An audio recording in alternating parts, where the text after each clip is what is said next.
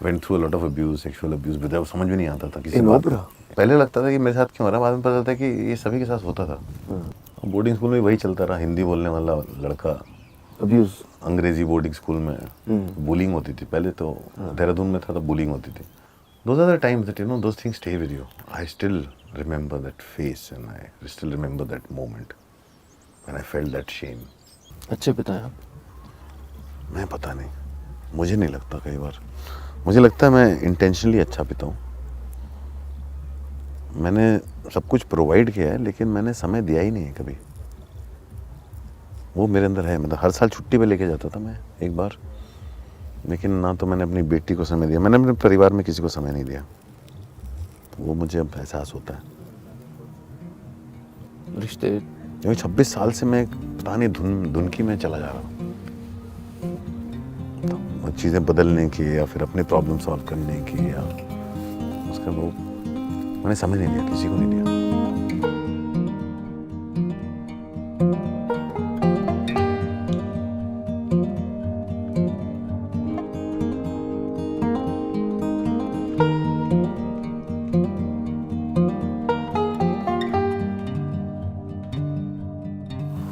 कैसा था बचपन? बचपन अच्छा था, काफ़ी कंफ्यूज था बचपन। एक्साइटिंग भी था, कंफ्यूज भी था, पेनफुल भी था।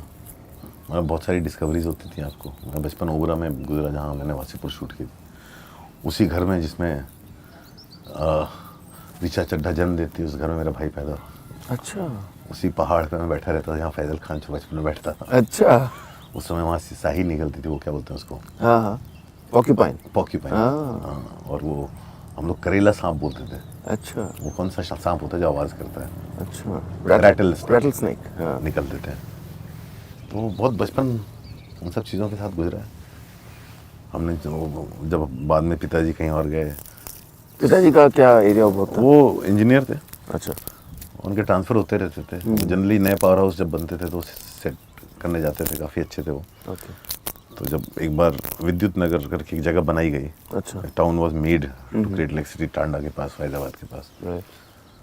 वहाँ सरयू नदी इतनी साफ हुआ करती थी, छोटे छोटे कछुए होते थे। अच्छा। हम लोग छोटे छोटे कछुए देखते थे, उनको चेज करते थे। वाह। काफ़ी अच्छा बचपन गुजरा था। फिर पेनफुल भी था बिकॉज काफ़ी सारी went through a lot of abuse, sexual abuse, but समझ में नहीं आता था किसी इन बात। ओबरा? हाँ, स्टार्टेड इन ओबरा वो चलता रहता था वो। In school? हाँ, पहले लगता था कि मेरे साथ क्यों हो रहा है, बाद में पता चलता है कि ये सभी के साथ होता था, और स्पेशली स्मॉल टाउन में। राइट। पूरा 6-7 साल लगा रहा हूँ तब शुरू हुआ था। तो काफ़ी कंफ्यूजिंग था, बात भी नहीं कर पा। फिर वो अंदर उसका कुछ कभी कभी गुस्सा आ जाता था, तो माँ बाप भी नहीं हैंडल कर पाते थे। और मेरी जो दीदी थी, कज़न, माई फर्स्ट कज़न, जो घर पे रहती थी, क्योंकि मेरे चाचा जी कहीं चले गए थे, वो साधु हो गए थे। अच्छा। वो मैं उनसे क्लोज था, उनकी शादी हो गई। उनकी शादी हो गई तो मैं अनहैंडलेबल हो गया था, तो मुझे बोर्डिंग स्कूल में डाल दिया गया। बोर्डिंग स्कूल में वही चलता रहा, हिंदी बोलने वाला लड़का, अब्यूज? अंग्रेजी बोर्डिंग स्कूल में बुलिंग होती थी पहले तो। देहरादून में था तो बुलिंग होती थी। वहाँ से सिंधिया गया, फिर वहाँ पे बुलिंग भी थी, अब्यूज़ भी था। और वो अब्यूज़ भी काफ़ी देर से समझ में आता है कि ये साइक्लिकल है, उसका एक नेचर। किस तरह से? सभी आपके हार्मोन फ्लो कर रहे हैं, आपको समझ नहीं आ रहा आप क्या कर रहे हो। राइट। हाँ, आप वो कर रहे हो जो दूसरा कर रहा है। जो आपके साथ होता है सीनियर होकर आप वही वापस करते हो। It's a cyclical nature of where in a repress society, जहाँ पे कोई ना बात करना चाहता है, हर कोई जो है उसको दबाना चाहता है, कोई डील नहीं करना चाहता है। तो बहुत सारा था वो। मेरी लाइफ में पहली अंडरस्टैंडिंग, सेंस ऑफ शेम तब आया था, बहुत ही अजीब सा था वो, कि when you go through abuse and you become a senior, you don't realize an abused person also becomes an abuser. And I almost became one. Oh. And the first boy I tried to abuse, he complained to his parents. And his parents reacted unlike other parents. Because other parents are like, it's okay, it's part of growing up. Right. But his parents came all the way and shamed me. They pointed at me and said, we don't approve of what you do. And I was pulled aside. How old were you? I was in 11th or 12th. Sindhya? India, 15 years old. And that sense of shame stopped me from becoming that. And that was very those are the times that, you know, those things stay with you. I still remember that face, and I still remember that moment when I felt that shame of what have I become. That made me a very different person. That started to shape me, I think, somewhere. But इसका इनकी roots होती हैं इस तरह के behaviour की या सबके रूट्स हैं. मैं तो हर चीज़ को एड्रेस इसलिए करना चाहता हूँ बिकॉज मुझे मालूम है ना, मैं कोई ऐसा बोल दे कि ऐसा होता नहीं है, दूसरों के साथ होता है नहीं, मैं होता है, हर जगह होता है, चारों तरफ होता है. बिल्कुल. And they should not be, people should be empowered to talk about it and address it. That whole जो एक सेंस ऑफ मैस्कुलिनिटी हमारे अंदर बचपन से भरी जाती है, लड़के रोते नहीं हैं. हमारे यहाँ एक वर्ड होता था मोगड़ा. अच्छा. मोगड़ा उसको बोलते थे to boy who was feminine. हाँ, एफेमिनेट नहीं, मतलब रो रहे हो तो मोगड़ा हो गया तुम. क्या साले मोगड़ा हो गया तुम, रो रहे हो. हाँ. या क्या क्या लड़कियों की तरह कंप्लेन कर रहे हो. राइट. ये सारी चीज़ें, मतलब to be a man means you can't complain, you deal with it, you face up to it. That whole sense of to be a man, that masculinity, it's so toxic in small towns, and especially growing up in UP and everywhere else, that you don't realize. It's like you become toxic yourself. Right.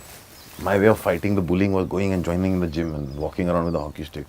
In your head, like, you know, it's like there's a camera rolling in your head where you're watching yourself from outside, feeling like I'm like, become a man, I'm a hero.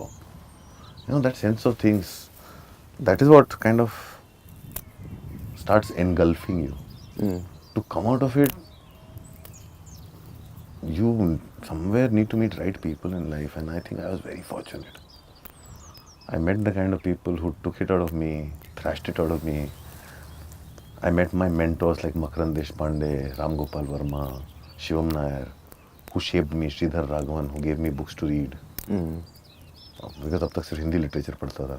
Sanjay Shekhar करके, he was the editor of Rupa and Company, a senior, who introduced me to literature. There's a friend called Anirudh Wahal. I remember these people. I don't know where they are in life right now.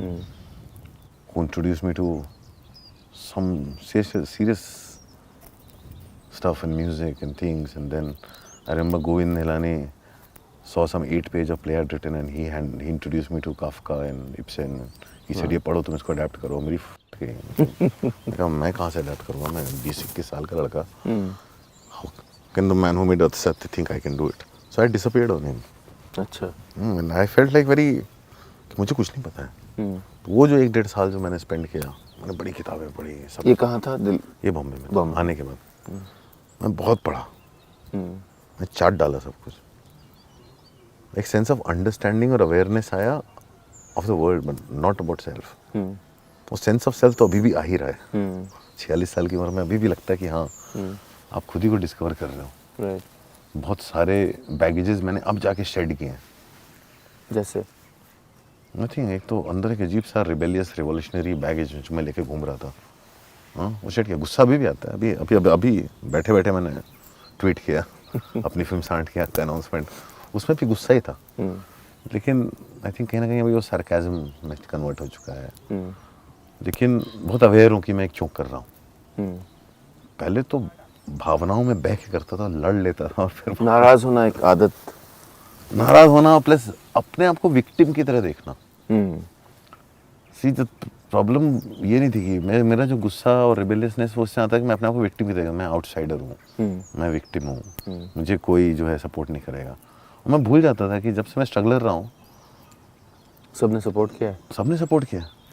मेरी सबसे अच्छी दोस्त जोया अख्तर रही है, जो 25 साल से support ही कर रही है मेरे को. लेकिन मैं अपने आप को इतना विक्टिम की तरह देखता था कि मैं को नहीं जरूरत है तुम लोगों की. तो डिल्यूजन ऑफ ग्रैंडियर बहुत ज़्यादा. अच्छा. बहुत ज़्यादा. बहुत ज़्यादा था कि मैं तो फोड़ डालूंगा, इन लोगों को समझ में नहीं आ रहा भाई मैं क्या करने वाला. वो सब था, बहुत अंदर था. और उस कहीं ना कहीं उसने ड्राइव भी किया. कहीं ना कहीं वही चीज़ थी जो ड्राइव भी करती थी. वरना कंफर्म कर जाते आप. वरना मैं कंफर्म कर जाता. और कंफर्म तो करने की कगार पे था मैं तो बहुत ही एरोगेंस इस लेवल पे था कि मेरी पिक्चर तो अभी रिलीज नहीं है, ये लोग इतने पैसे दे रहे हैं, रिलीज होगी तो क्या करेंगे.